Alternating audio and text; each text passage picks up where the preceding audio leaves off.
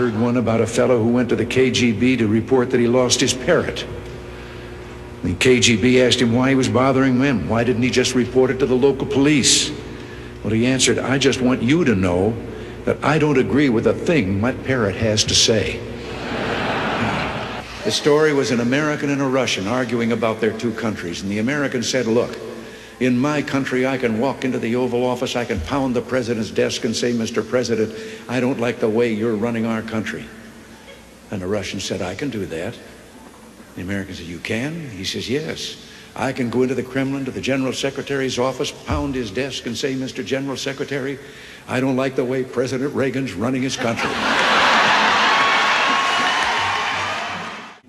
Man walking along the street at night, Moscow, Soviet soldier called to him to halt. He started to run. The soldier shot him. And another man said, why did you do that? Well, he said, curfew. Well, he said, it isn't curfew yet. He said, I know. He's a friend of mine. I know where he lives. He couldn't have made it. I didn't tell this one to Gorbachev. You know, there's a 10-year delay in the Soviet Union of delivery of an automobile.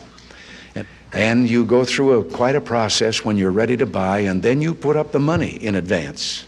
That this man, he laid down his money, and then the fellow that was in charge said to him, okay, come back in 10 years and get your car. And he said, morning or afternoon? And the fellow behind the counter said, well, 10 years from now, what difference does it make? And he said, well, the plumber's coming in the morning.